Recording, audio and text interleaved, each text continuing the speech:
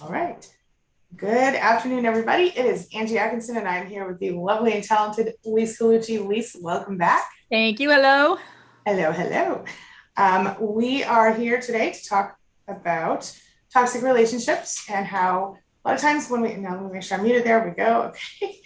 A lot of times when we're dealing with a toxic relationship and we come out of it, we look back and realize that everything we thought was true wasn't, or maybe some of it wasn't. So Lise had some questions. Now, before we jump into all of that, let me just say this. Hello, everybody. Let me just say, if you have not been here before, if this is your first time, we do this stream every Tuesday, right around this time. We have an awesome mod squad. Hello, thank you for being here, Jack, and I assume Huffle Mom's on our way in, and they will be filling you in on how to connect with us outside of this stream and how to make sure you don't miss it next time.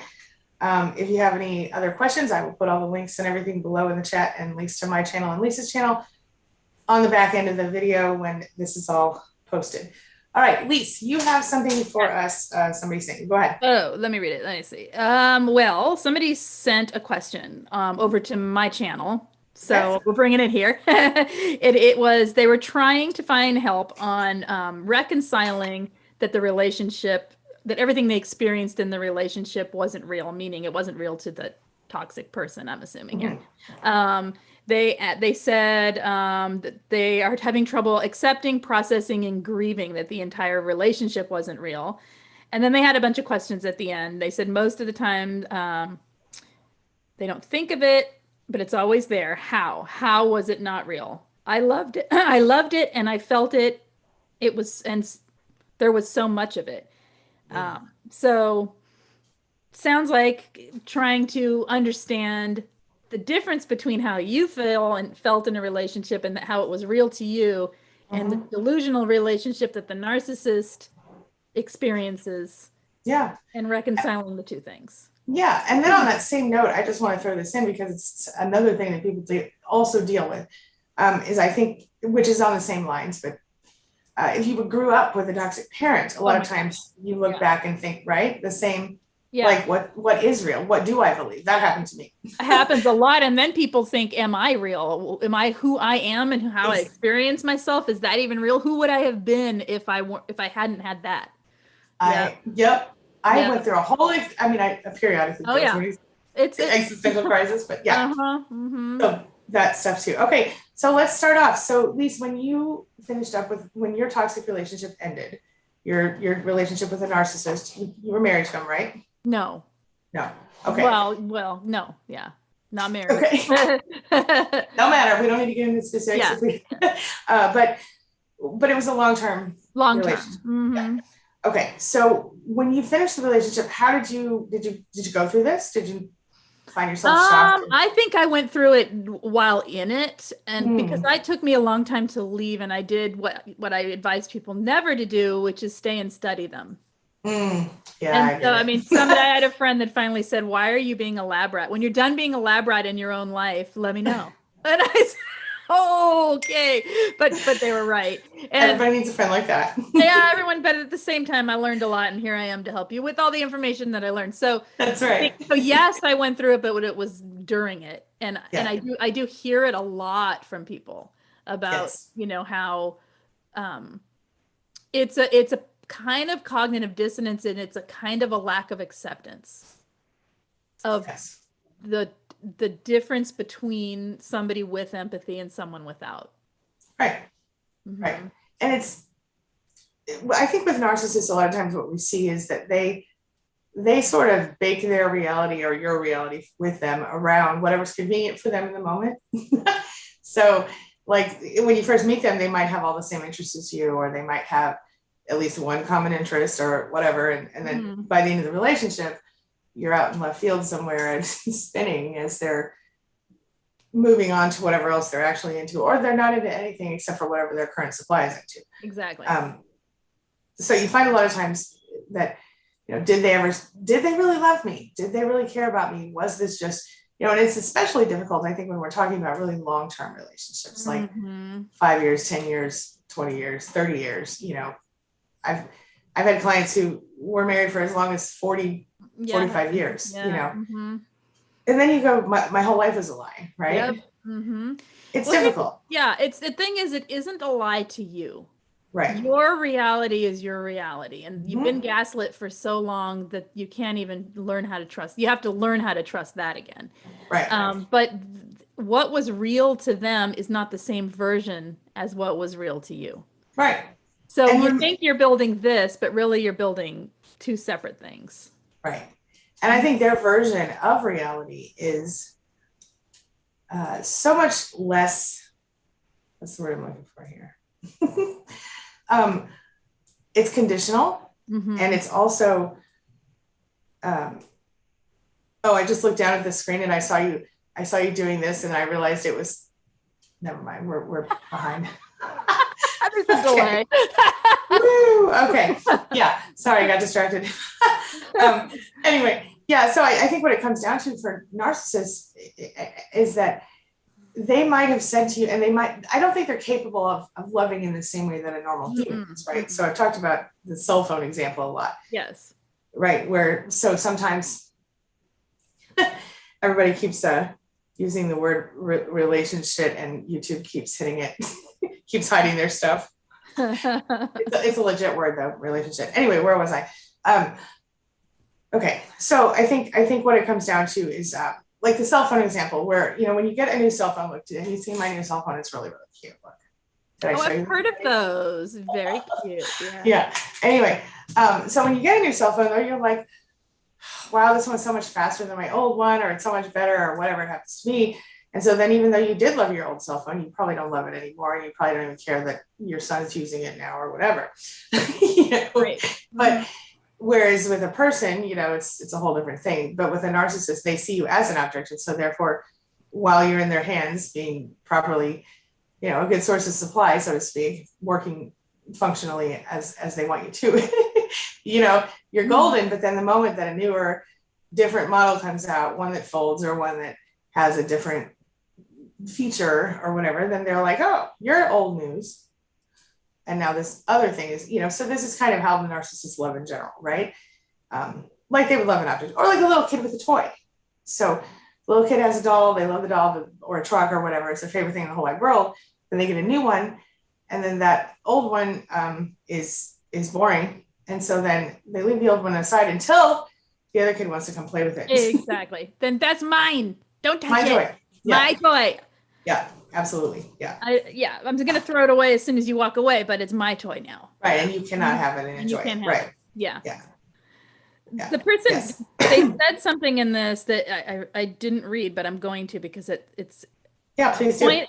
Okay, so understanding what you're saying, that they love differently.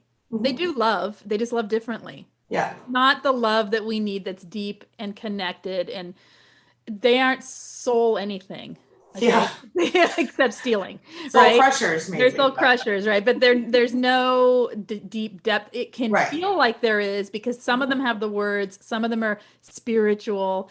And they become infatuated. They become infatuated, so they have the right words, but it isn't reciprocal in the same way as it needs to be for a person who is trying to have a meaningful relationship. So that's where we're coming from, and that's where they're coming from. And then so what this person said was they're okay with it right now overall, but it always comes back to this point for them, which it made it easier, I think they mean during the relationship, to deny the reality. Yep. It was too mind-bending and painful, so I'd believe in the hope and the illusions, even though I knew all of this inside. Yeah. And I think is the acceptance that what is. You cannot swim with a shark and pretend it's a goldfish. Right. It won't change into a goldfish. It will always be a shark. Right. And so go ahead. No, I was just going to say, I think that the other side of this point, I agree with you. You have to accept the reality of what was, for sure. Mm-hmm. And that's difficult, especially when you told yourself a good story the whole time. Yep. Which we all do in order to, to make it feel okay. Right. But something that I think is maybe even a silver lining to all of this is that no matter how old you are, at the moment that you exit that relationship, maybe even before, maybe even the moment you start to realize what you're dealing with, you have choices, and you can choose to stay stuck in that negative loop of oh my God, it wasn't real. Oh my God, it's so bad, or you can go through that part and accept it. And then you can choose to reinvent yourself into whatever the heck you want. Exactly. And that part I think is the silver lining. It sounds silly to say that, but there aren't that many people.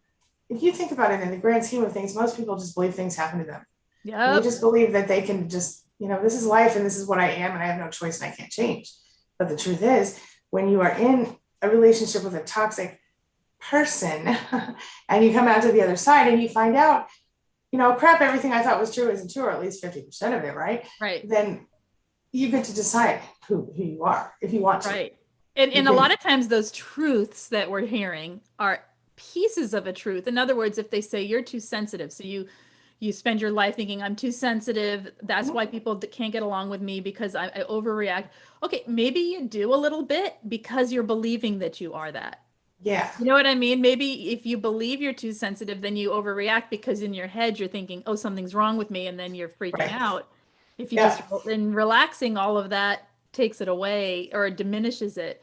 Yeah. Or maybe the truth is anyone with empathy and caring and kindness would be that sensitive.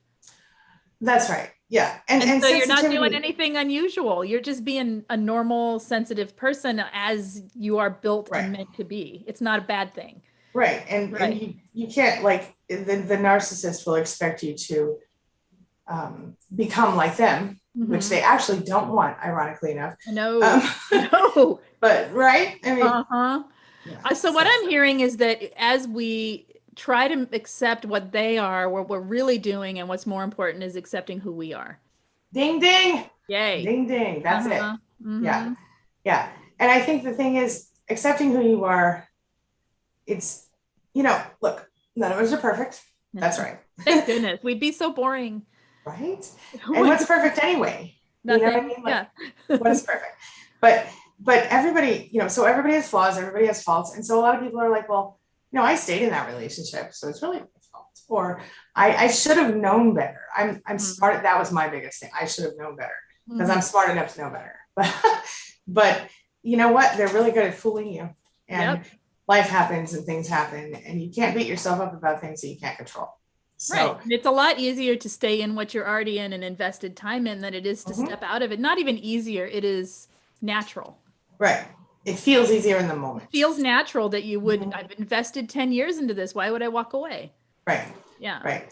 And so, you can choose to do that, and then you can choose to deal with that. But I think what it comes down to is finding peace in yourself and choosing to, number one, like we said, admit what really happened, admit the truth to yourself. And then releasing the need to hold the narcissist accountable for their behavior. Yep. Which is very difficult. They'll never, ever hold that for you and accept it. So you can put the blame, so to speak, onto them in your own mind. Sure, why not? That's it, because actually it's where it belongs. Right. But don't expect them to be accountable. You can't. And that's right. I mean, you can try. For a long time, over and over. It'll just drive you crazy. I've had clients who would not, they really struggled to walk away simply because they wanted their person to just admit what they did. Yep. Or they struggled to heal for the same reason. And the thing is, they can't because they don't acknowledge it. No, it's like the number 2 trait of, in my opinion, of narcissism is the lack of accountability. That's right. Yeah, they can't. And so when they do say anything, that they're always going to somehow, well, maybe I did this, but that's because you did that.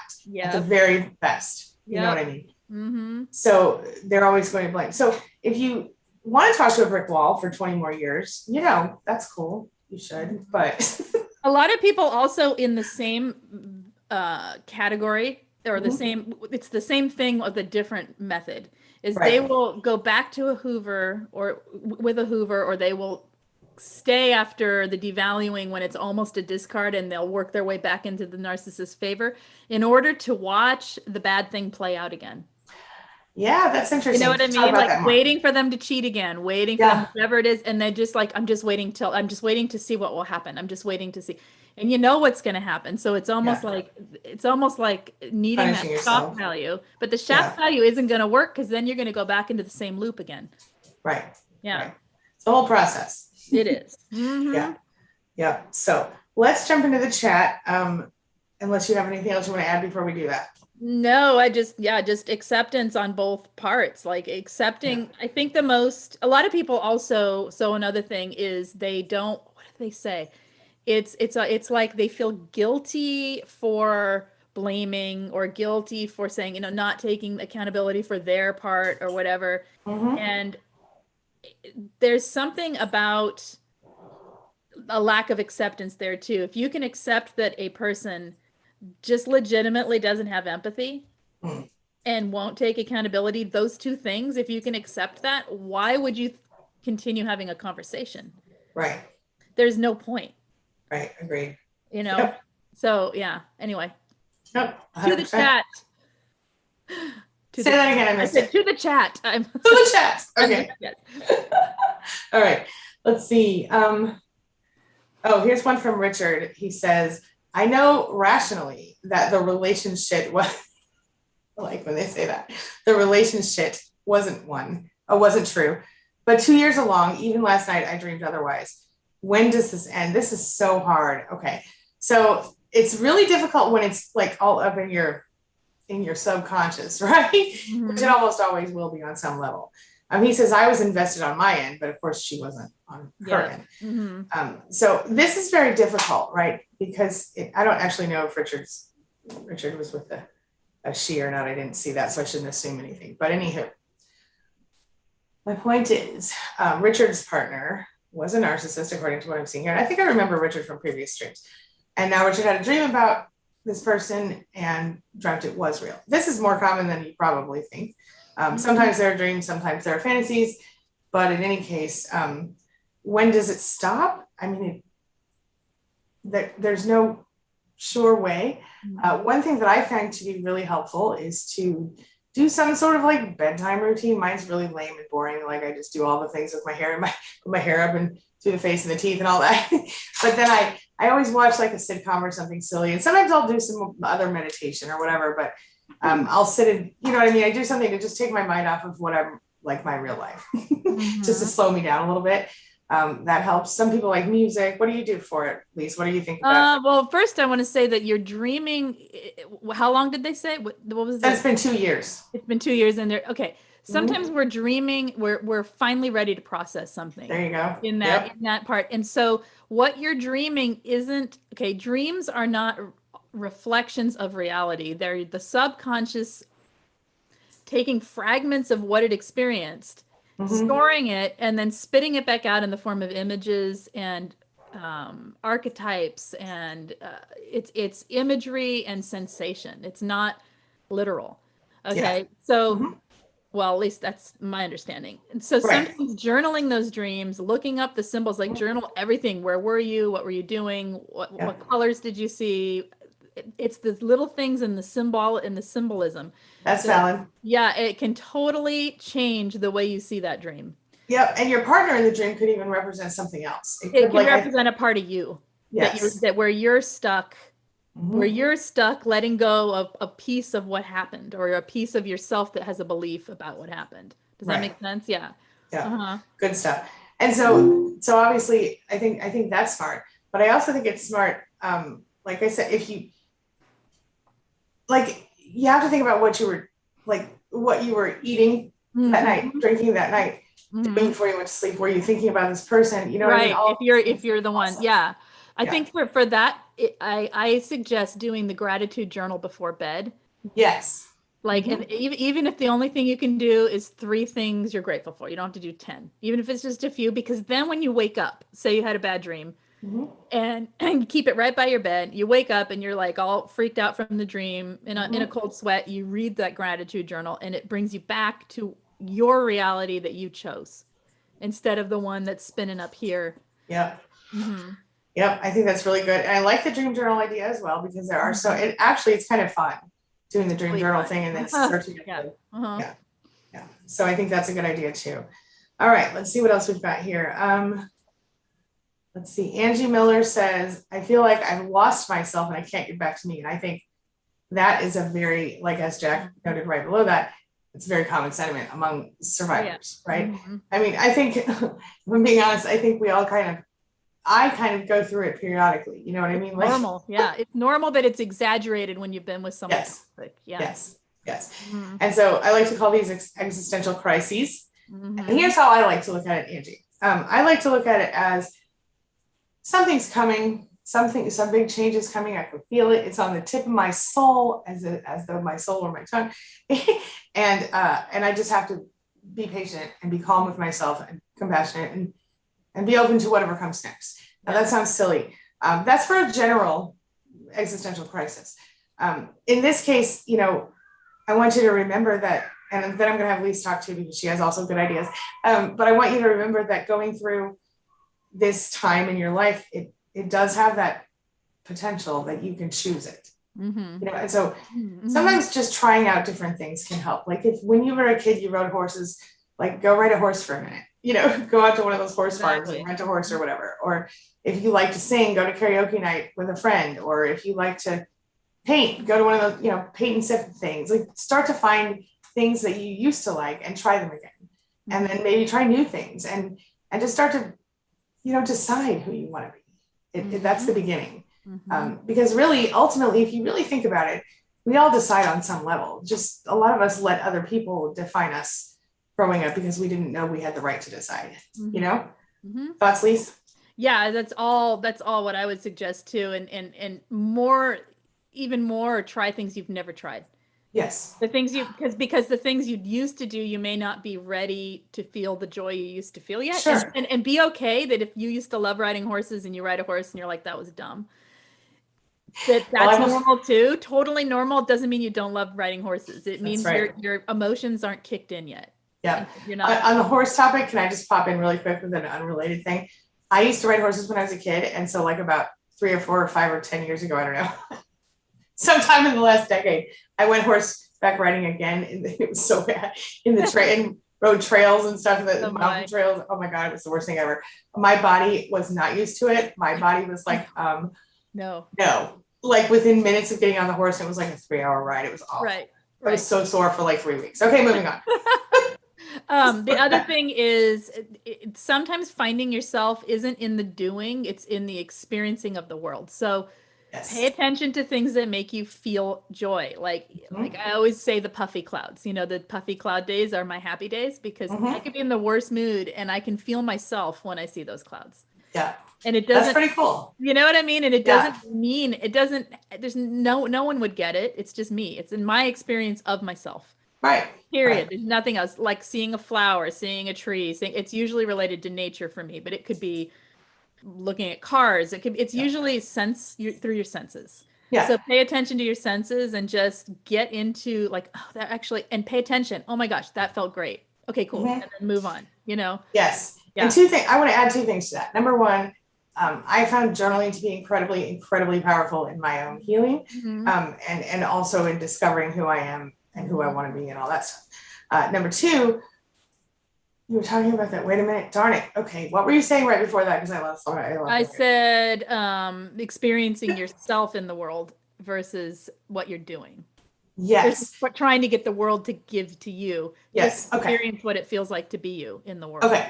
I got it. So a lot of times when we are in relationships with toxic narcissists, we are I was actively shutting myself down. Oh, heck yeah. All the time. 24/7, right? Mm-hmm. Because emotions were a problem for the narcissist and therefore a problem for me, right? Yep. Mm-hmm. So I did my very best to feel very little. Yeah. And the problem with that, of course, is that it's difficult to get it back when you're used to living that way for a long time. Yes. So Angie Miller might be struggling in that same way where she is. And let us know, Angie.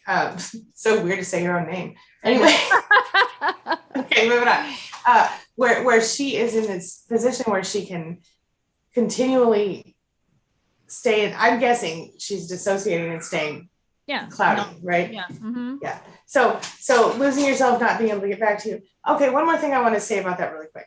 When you lose yourself, you might be like, I want to be who I was. I want to get back to the person I was. But the fact is, you can't unless that was yesterday.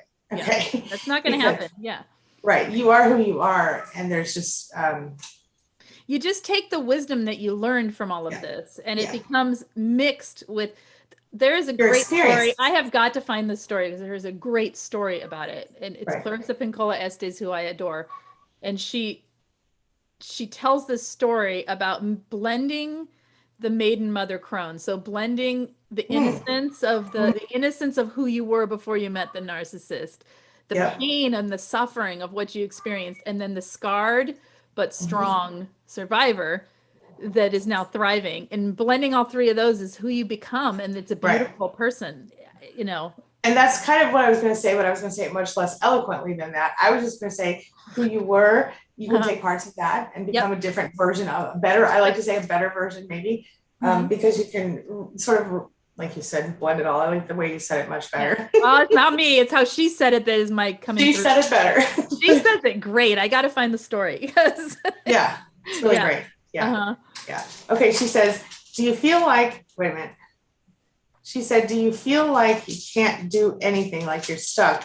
You can't even clean the house. Little things overwhelm you. You feel like you're losing it. Yes, girl. That's exactly how you feel. We all have felt. I feel that way still sometimes. I do too. When that's PTSD brain. When overwhelm hits, you're already here. So you got that much room, and that's like eating and like breathing. Yes, all that's left. It's very hard. Yeah, meditation, relaxation, calming, yoga, Pilates, whatever, swimming. Baby steps. Baby steps. I mean, not a whole workout. I'm talking one pose. Yeah, and I was just thinking about with the clutter and stuff in the house and stuff. Oh yeah, forget it. You know, if you can afford to pay somebody to come over and help you out one time, do that. It helps a lot. I do it anytime I can. Get a friend to help if you can get a friend to help and share. Friend, a sister, whatever. Yes.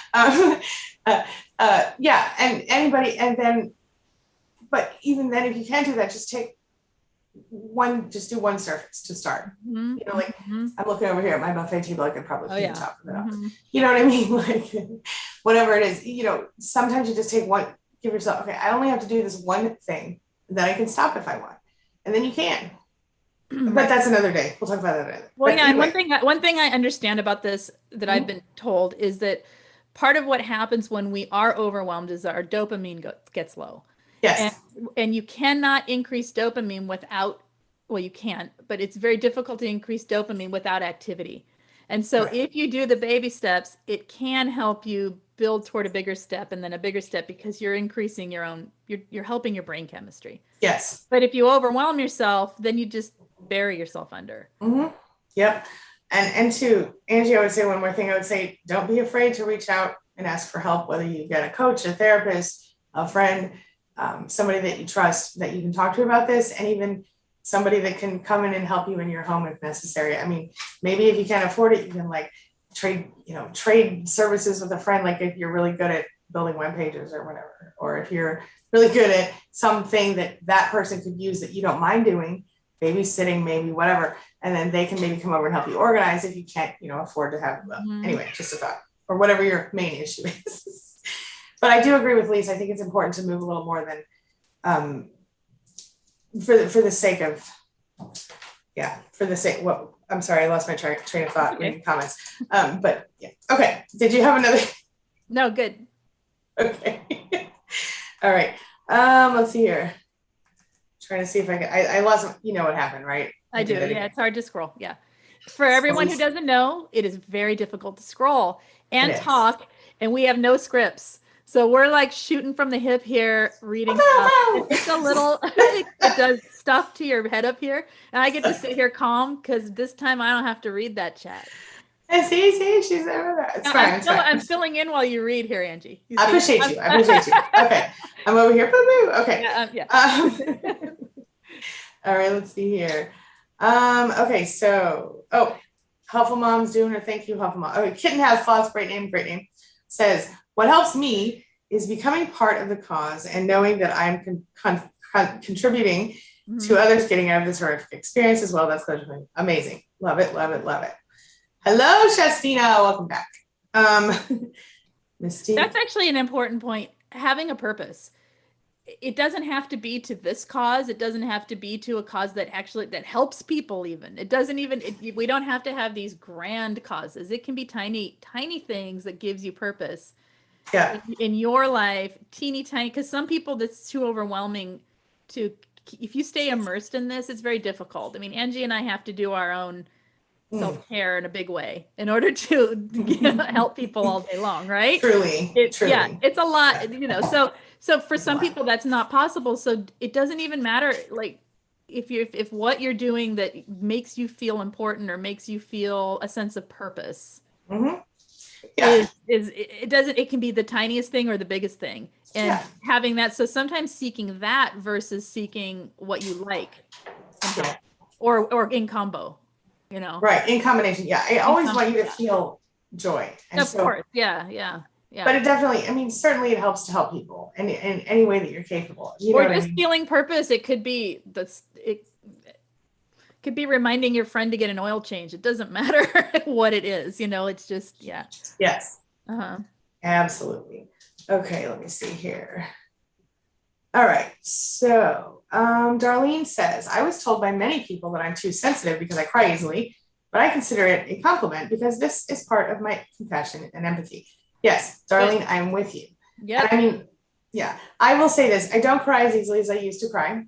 But I used to be a teenager, so. Lucky you, man. Yeah, I still cry, but it's a lot. Yeah. And sometimes I can hide it pretty well, so that helps too. But I didn't cry a lot until I hit 48. Sure. That's coming. That's coming. So but I'm. Oh my goodness! All the tears you never cried. Yeah, I only about 3 days a month right now where I'm crying a little bit, but it's mostly okay. Yeah, mostly okay. But no, it's a thing. It is, and you're right. It is something to be. That cat is messing with my camera again. It is something to be. He's such a bunghole. Okay. Sorry. Anyway, as we were saying, it is something to be. Yeah, your sensitivity is your strength. It's a huge strength in life. Yeah. And it's who you Not are. Everybody can handle. Yeah. Yeah. And really, I think that's what it comes down to is a lot of times people who are emotionally abused or otherwise abused in life, I did it for a long time. You just shut it all off. I didn't want to feel my emotions. They hurt and sucked, and I didn't like that. So I just wanted to feel nothing. And for a while, I kind of did just feel nothing. But in the long run, that doesn't. Lisa, you okay? Yeah. In the long run, that doesn't really benefit anybody. So. I just had a pop-up come up for your next appointment, which is in a few minutes, Lisa. So what do you say we get? I don't have a next appointment. Are you sure? I just saw one for Brenda. Oh, you're right. It's that what time it is. Yeah. Okay. Yeah. I'm like, what? I don't have it's that time already. No, it's 15 minutes. I'm good. We get so excited. Yeah. Okay. All right.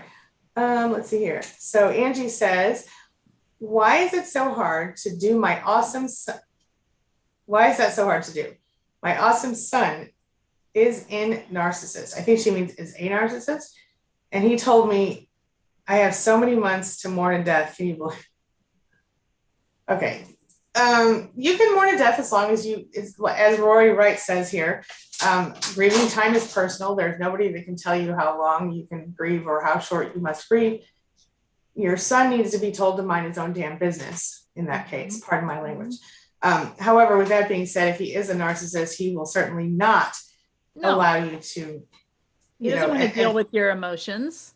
Right. So they're not directed at him. Right. I'm assuming he might be an adult since you're saying he is a narcissist. Yeah, that's. In which case, I mean, if he's not living in your house or paying your bills, then even if he is paying your bills, he still doesn't have the right to treat you like crap. I don't know your story, so I would need to know more information to give you a better answer. But I feel like what I'm hearing is that your son is harassing you about mourning the death of someone that you cared about. And I don't like that. That's not okay. I agree with, yeah. Okay. Whoa. All right, let's see.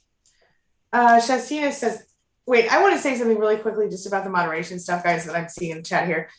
We don't choose which messages go into moderation. They just are done by YouTube, and we have to then release them to be shown. So nobody's singling anyone out, I don't think. Just want to throw that out there.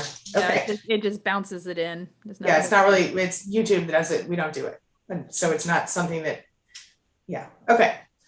I've seen several go through the chat today that were held for silly reasons, like relationship, which I think is hilarious. Okay. But anyway, moving on. Chasina says, they will never accept 100% accountability, 100% true. That's right. That's right. And you're welcome, Angie.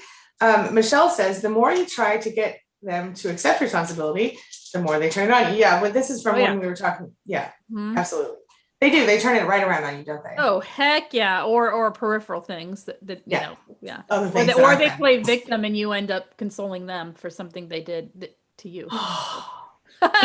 or begging them to forgive you for something they did to you because of your reaction to it. Exactly. Because you overreacted and you hurt them. How dare you? How dare you? How dare you? Just like the spaghetti sauce thing. Yeah. You heard that one, right? Yeah. Mm-hmm. I had a narcissist once drop a spaghetti sauce jar on my foot, on my toe. Yes. I screamed and acted crazy because it hurt like hell, like really bad. It was a full spaghetti sauce jar. Okay. Glass jar full of, it was 28 ounces. Okay. That's more than a pound, but falling on your toe, naked toe. Oh yeah. I'm gonna get demonetized for saying naked. Anyway, it was really bad, and it hurt really bad. And this person was so upset by my yelling that I had to apologize for hurting that person's ears. Moving on. Yeah, I had the same thing where I had one. He pushed past my dog on the stairs and I was below the dog. He literally pushed the dog out of the way. The dog fell, hit my leg. I fell down the stairs. So I'm laying at the bottom of the stairs, screaming and yelling about my ankle.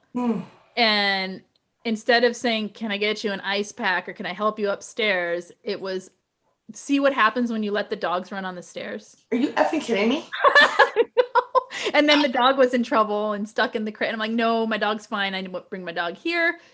You get out, you know, like that is, yeah. That's really bad. Yeah. Yeah. That's really they're bad. Just done. No accountability. Yeah. Yeah.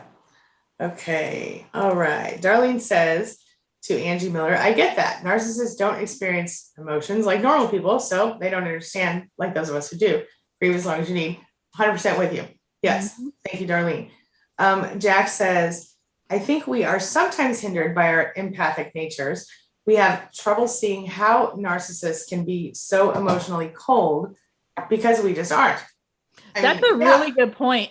I'm sorry, I totally interrupted. It's a topic I don't know how to quite say. We have to use our empathy to see a narcissist. What that means is accepting them for who they are. Try to experience the world without the empathy. That's true empathizing with a narcissist. That's right. And does that make sense? It's icky. It feels so bad. You're going to pull out from it and be like, bad. What? That's what it's like. And and what we're doing is we're empathizing with the gaslighting. We're empathizing with the lies they're telling. Right. And don't misunderstand this. People think narcissists don't have emotions. Yes, they do. Yes, they do. They only care about theirs. Exactly. They have emotions. They don't have the ability to care about your emotions or your anything. Right. And the worst part is they can recognize your emotions. Oh, so cognitively they know, okay, that's a sad face. Those tears probably mean that person's upset about this, that, or the other. They can recognize that stuff, but they can't care. They don't care as long as unless it hurts them. Correct. And then they'll just make you apologize for your feelings. That sad face, that sad face you're making is making me feel something, and I don't like it. So not making that. Stop it. Yeah. Make me feel better, please, or I'm going to be angry and mean and hateful. Yeah. Yeah. No, please. By the way, that was just me being a nice person. Okay. All right. Let's see here. Connor says, they know inside, though. They won't admit, but they know. Oh, yeah. Yeah, they know, but they don't. I don't know if they always know that they're a narcissist. They know that there's something. I've seen them shove it behind you can see it. It's like this recognition and then stone cold. Yeah. Yeah. And a lot of them, depending on the type of narcissist they are, a lot of them have this ability to really believe that whatever they say, think, or feel is correct. And they will, delusional, they will lie to themselves and believe it. Mhm. I mean, I can't tell you how many times a certain person in my life lied to everyone she knew and believed it, lied so often and so much that she literally believed the lies to the point that she would Absolutely. pass a lie detector test, I had probably. a therapist. I asked about that very thing, Mm-hmm. and she's really good at understanding diagnoses. And Yeah. she said the majority of the narcissists she has seen, known in her life, and whatever, seem to also have some form of schizoaffective, or like their delusional state is so far Mm-hmm. that it is that they legitimately can convince themselves of the lies in a split Yeah. second. It's a Yeah. split second delusional based. Right. Yeah. So, Yep. yeah. Yeah. And then most of them are, a large percentage of them are pathological liars, and those who aren't will Mhm. twist the truth and use little loopholes to kind of lie indirectly, And I you think know. some of them love it. I think some of them Oh, get off on the lying, and they want to get caught. oh yeah. Uh-huh. I've heard a narcissist talk about what a great liar they are. Oh yeah. How Uh-huh. everybody always, I just think it's crazy, but Everyone yeah. believes me. Mhm. Uh-huh. Yeah. It's the whole thing. Yeah, It's like the Eddie Haskell syndrome. exactly. Leave it to Oh, Beaver. we have a super chat from Huffle Mom. Thank you. She says, what is a good way to handle cross triggering in a relationship? Jack Lumen and I and others have serious problems with it. Okay. So you have two survivors in a relationship. Mm-hmm. What do you think is the best way to, like, I know we tried safe words at one point. What is the best way to handle it when one triggers the other? What are your thoughts? Recognize it. And it Mm-hmm. may be that one of you is stronger at recognizing than the other, and so you have to be unfortunately have to be the one to catch it. Mm-hmm. Have like a safe word around it. We're Mm-hmm. triggered. We Mm-hmm. are we're our traumas are arguing, not us. That's what I say. Our Yeah, traumas are arguing, not us. I like that. And Mm-hmm. step away, be okay with the silence for a little bit. Give it Mm-hmm. like literally have a rule where you step away for 10 minutes, Mm-hmm. 15 minutes, and while you're stepping away, take some breaths, take a walk, detach from the argument. Mm-hmm. It's handling. You got to learn to handle the triggers. Yes. Because what happens in a relationship with anyone who's had trauma is Mm-hmm. you get triggered, you start responding as if that person meant the trigger, and then they're triggered because Yeah. you're kind of treating them like their toxic Right. person treated them, and then it just escalates into you're not even fighting. Right. You're in reaction, like Right. ping pong. Yeah. Right. I do think it's a really good idea to take space. I Mhm. love the safe word idea. I know it can help if you also implement other things with it. Mhm. Um, I think it's really important. This is really hard when you're in that mode, in that triggered mode, right? But when you are in that mode and you do step away for a little while and start to clear your head, first give yourself a little bit of time to be angry. It's okay to be angry. There's nothing Totally. wrong with that. Mhm. Let it go. And then if you need to like scream and yell and throw things and break them, do it in a separate room. Mhm. um, and then when you're done with that part, then take a few minutes and think about, well, how would I feel if that person, in this case, if Jack were to talk to me that way, or if Hopeful Mom, if I'm not going to say your real name, if she were to talk to me that way, you know what I mean? So, Mhm. and really imagine how take a moment to be extra empathetic in that moment. It's And true. Yeah.